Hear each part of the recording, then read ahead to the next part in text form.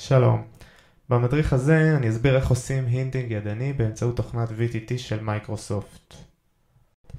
היתרונות בהינטינג ידני ב-VTT: אישור קווי גובה ובסיס, אחידות בעובי האות, סימטריה בתווים סימטריים כמו H, O וכו', וריווח נכון בין התווים. אחרי הצפייה במדריך הזה אני ממליץ לקרוא את המדריך של מייקרוסופט כדי ללמוד בצורה הכי טובה את עבודת ההינטינג, בצורה יותר מעמיקה. מיד אני אסביר איך לעשות הינטינג ידני ב4 שלבים עיקריים. השלב הראשון, הכנת הפונט להינטינג.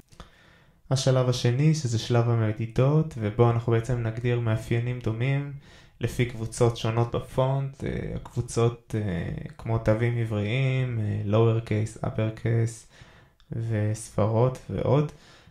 והמאפיינים שאנחנו נגדיר הם נקודות גובה ובסיס ועובי קווים על ציר ה-Y וציר ה-X. השלב הבא, שלב הסימונים, בו אנחנו בעצם ניגע בנקודות בפונט ונסמן את אותם המאפיינים על גבי כל תו ותו בפונט, עד ליצירת מרקם אחיד ושיפור הקריאות. ובמדריך הזה אני אגע בשיטת רינדור, בהינטינג לשיטת רינדור ClearType. והשלב האחרון הוא ייצוא הפונט.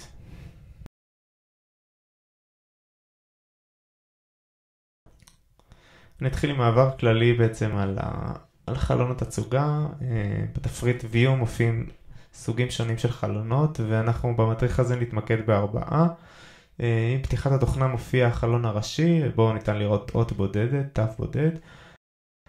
בלחיצה על חלון התווים נוכל לראות את כל התווים שנמצאים בפונט, וככה גם לגשת אליהם. לחיצה על Control Program, נגיע לחלון הנתונים והערכים שאותם אנחנו נוסיף יותר מאוחר. לחיצה על VTT Talk תראה לנו את כל ההנחיות שניתנו לאות שאנחנו נמצאים עליה, בעצם כל ההגדרות ההינטינג, שפה קצת יותר תכנותית, ויהיה אפשר להשתמש בזה גם כדי להעתיק את אותם הנחיות לאותיות דומות. כדי לראות את האות לפני ואחרי הינטינג נלחץ על Ctrl G, שזה ה-Grid Fitted, וכדי לראות הצורה, את התו בפיקסלים או כ-Outline נלחץ Ctrl B.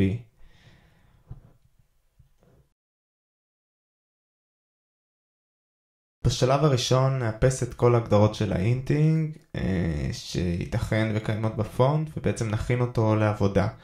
ניגש ל-Tools, Prepare Font, נוודא ששלוש אפשרויות מסומנות ב-V, נלחץ OK ואחר כך Yes. עכשיו, בניגוד ל-upper case ו-lower case וספרות, אז תווים בעברית לא מוגדרים ולא משויכים לאף קבוצה, ולכן אנחנו נצטרך ליצור אחת. ניגש לחלון Control Program.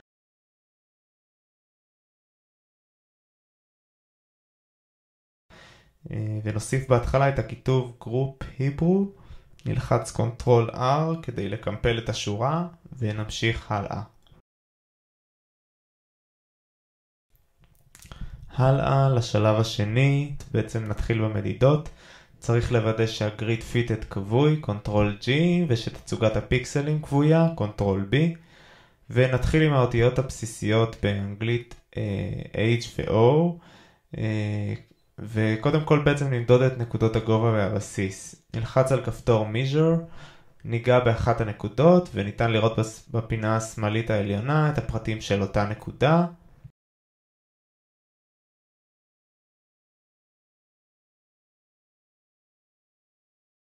נלך ל-Control Program כדי לרשום את הנתונים. ה-Control Program מחולק לשני חלקים עיקריים. האחד זה נתונים של גובה ובסיס לפי קבוצות, והשני נתוני עובי קבעים גם לפי קבוצות, גם קבוצות וגם ציר Y ו-X. חשוב לדעת שבקובץ Control Program יש הוראות באנגלית לגבי איך הכל עובד, ושווה לכם לקרוא, זה יעזור מאוד. נחפש את ה-upper case, square height, ונוסיף במקום 0 את הגובה שמדדנו, 1, 4, 3, 8.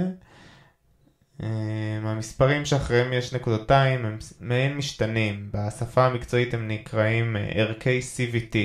נוכל להגדיר בכל אחד מהם נתונים מסוימים, ואפילו להשתמש בנתונים האלה גם בערכי CVT אחרים. זאת אומרת לקשר בין אחד לשני. עכשיו בעצם נמשיך לתו נמשיך לתו O ונמדוד את קו הגובה והבסיס שלו שהם שונים מה-H בגלל ה-overshoot. נוסיף את נתוני האות תחת round height.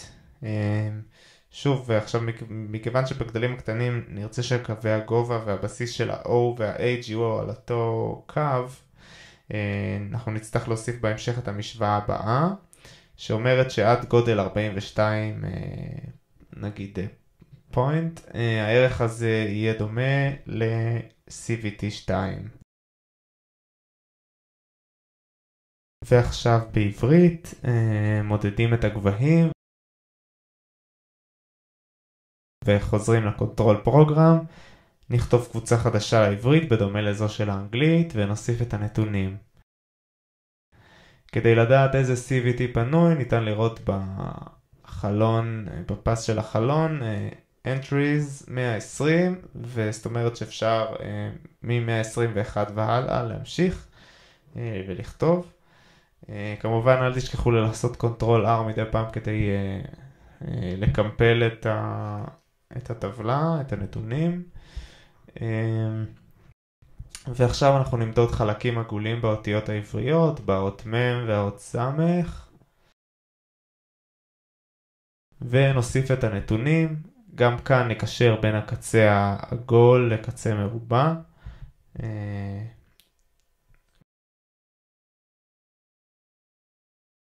כמובן שניתן להוסיף נקודות גובה נוספות, נוסיף את הקצה העליון של הלמד.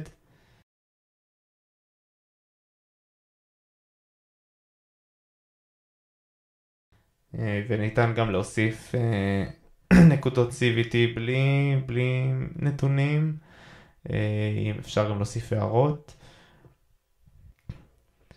אז עכשיו נמדוד את עובי הקו ונתחיל בציר ה-X, מותחים מנקודה לנקודה ורושמים את המרחק.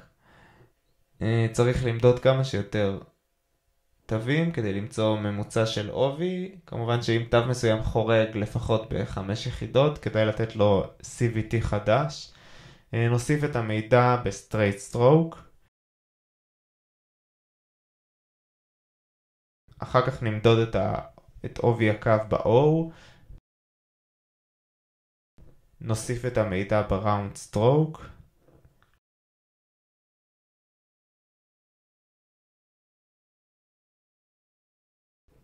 ונמשיך לעברית, נמדוד את עובי ה-X.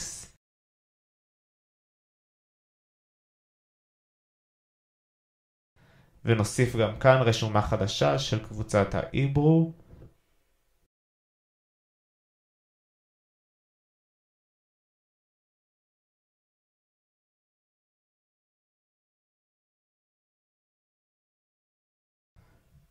נמדוד את הסמך.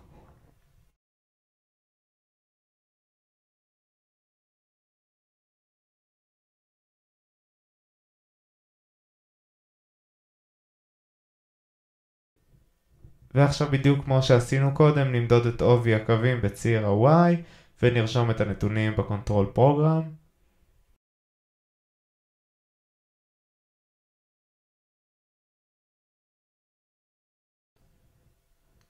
כנ"ל לגבי ה-O.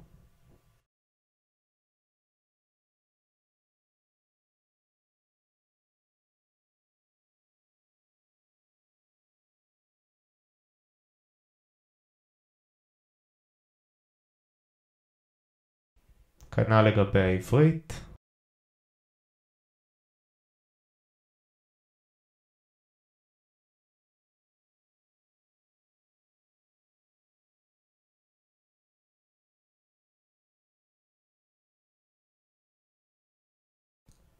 נמדוד את המם ונוסיף את המידע ב-round stroke. וזהו לשלב המדידות.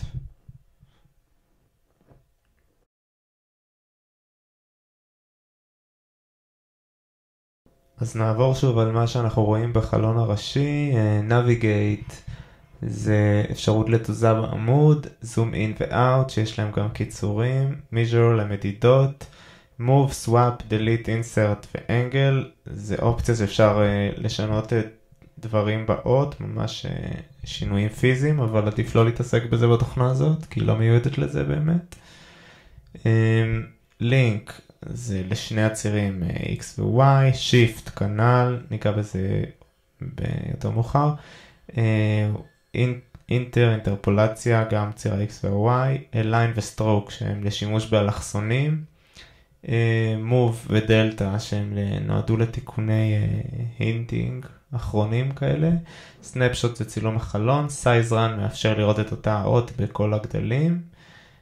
זהו, מתחת לתפריט יש לנו את שורת המידע על האות, מספר הגליף, יוניקוד המסמל אותו, קבוצה, גודל אות, ואם הוא grid fitted או לא, ואם תצוגת פיקסל פועלת או לא. מתחת לזה יש שורת הדגמה שניתן להחליף אותה ב-Tools Options, שם טקסט סמפל. לפני שמוסיפים לינקים יש צורך להגדיר עוגנים, שזה נקודות אב. תמיד עדיף להתחיל קודם בציר ה-Y כדי ליישר את הנקודות של הגובה והבסיס. ותמיד חשוב שהנקודות הבאות יהיו מקושרות אחת לשנייה כדי שהאינטינג יצא כמה שיותר מדויק, שלא נצטרך לעשות תיקונים אחר כך בגדלים ספציפיים בפונט. אז נלחץ Ctrl-Shift-Y כדי לפתוח את אפשרויות ההינטינג של ציר ה-Y ועל כפתור Y-Link. לחיצה עם הכפתור הימני של העכבר על הנקודה תפתח לנו מעין טבלה עם אייקונים. Round Methods, שיטות הצמדה לגריד, אנחנו נתמקד ב3, הריבוע ריק שזה הנקודה הלא נצמדת לגריד, פס עם נקודה שזה הנקודה הנצמדת לגריד הקרוב, ופס נקודה פס שהנקודה נצמדת בין שני קווי גריד. בשתי השורות התחתונות לא נתמקד במדריך והן רלוונטיות לאיטליקס בלבד. אחרי שבחרנו את שיטת ההצמדה מופיע מספר, אותו מספר זה ערך ה-CVT שהגדרנו קודם לכן, גובה האות בקבוצת uppercase, נמשיך לסמן נקודות אחרות. בנקודה התחתונה קיבלנו מספר 8 שזה ה-CVT של בסיס האות. נמשיך ל-O, כאן קיבלנו מספר 3 שזה ה-round height, ומספר 9 שזה הבסיס של ה-round height. אפשר לראות בשורת טקסט שזה יתיישר עם הגובה של ה-H. אחרי שהגדרנו נקודות גובה ובסיס אפשר להמשיך עם הובעי הקו. עכשיו נלחץ על הנקודה שהגדרנו ונגרור עד לנקודה תחתיה. נוצר לנו לינק.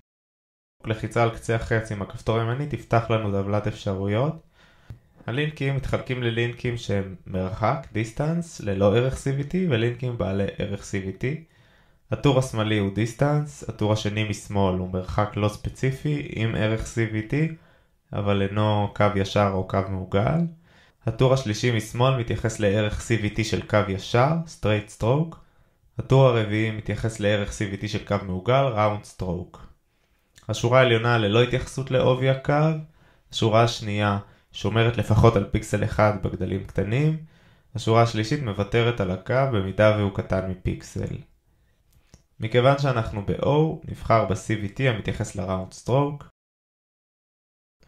קיבלנו את 74, שזה ערך ה-CVT עבור Round Stroke.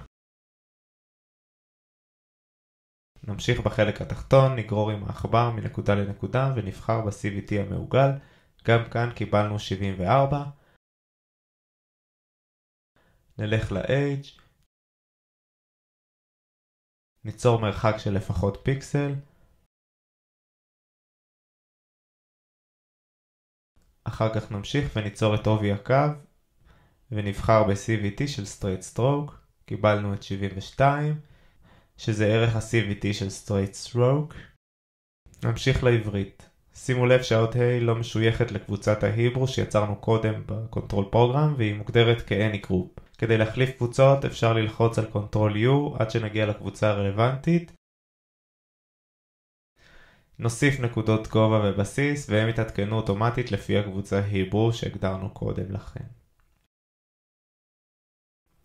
נמשיך לאות ו', גם היא מוגדרת כ-Any Group. כדי להימנע מלהחליף אות אחרי אות בעברית כדאי להוסיף לקובץ char_group.txt תווים עבריים. בתחילת הקובץ נמצאות ההנחיות לאיך לעשות את זה.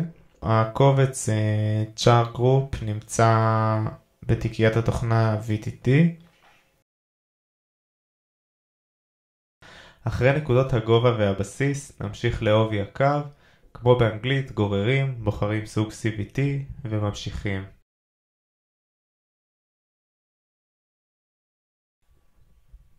נעבור לציר ה-X.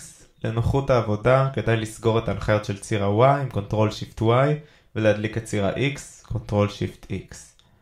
בניגוד לציר ה-Y, בציר ה-X מטפלים ישר בהובעי הקווים, אבל יש צורך קודם להעביר לינקים מגבולות האות, מהמטריקס. משם נבחר את ה-CVT, נמשיך ל-O ונבחר את עובי הקו הנכון.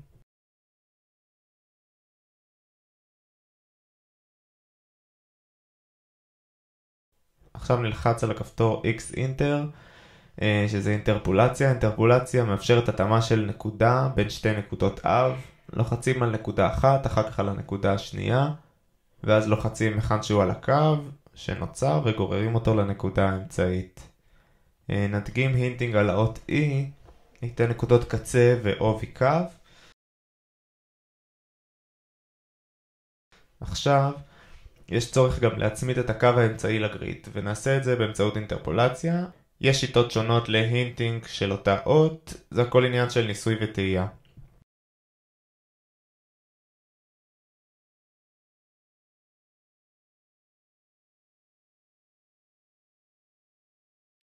נמשיך לעברית עם ציר ה-X.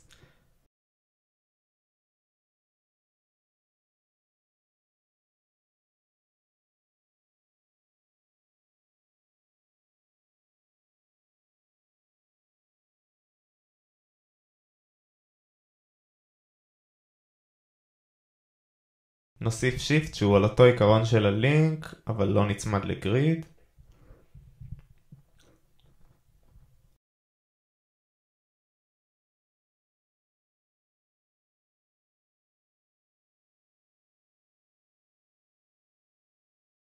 אפשר לראות שעובי הקו על ציר ה-Y אינו אחיד בין קבוצת ה-uppercase לקבוצה של העברית.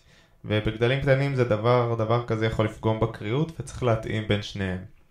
אז בשביל זה יש לנו את ערכים ערכי CVT 65 עד 67, שהם ערכים גלובליים שמתייחסים לכלל הקבוצות. ערך 65 הוא העובי הקטן ביותר, נוסיף את עובי ה-X העברי. ערך 66 הוא העובי ה-X הקטן ביותר, וערך 67 הוא עובי ה-Y הקטן ביותר. נוסיף אליהם את ערכי העברית שכרגע הם הכי קטנים. בשלב הבא נלך לסטרייט סטרוק באפרקייס ונוסיף שווה 67 את 27, שזה אומר שווה ערך CVT 67 בגודל פונט 27. כמובן שאפשר לשנות את הגודל בהתאם למה שנרצה. כנ"ל לגבי ציר ה-Y.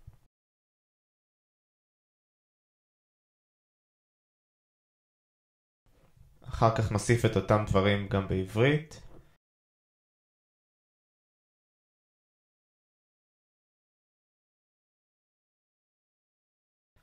נקמפל עם Ctrl R ואפשר לראות שעובי הקו אחיד.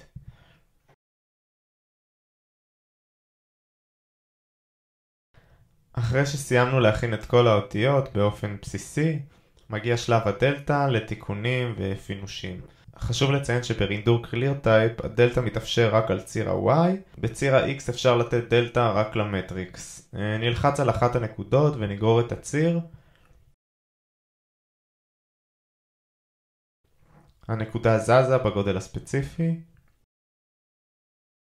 כדי להזיז נקודה בכל הגדלים אפשר להשתמש באופציה Move. אם רוצים הגבהה או הקטנה של אותיות מקבוצה מסוימת בגודל מסוים, אפשר להוסיף דלטה לקונטרול פרוגרם. נוסיף דלטה ובסוגריים כמות את גודל פונט, ואפשר לראות שגם ה-H וגם ה-O גדלו באותה מידה.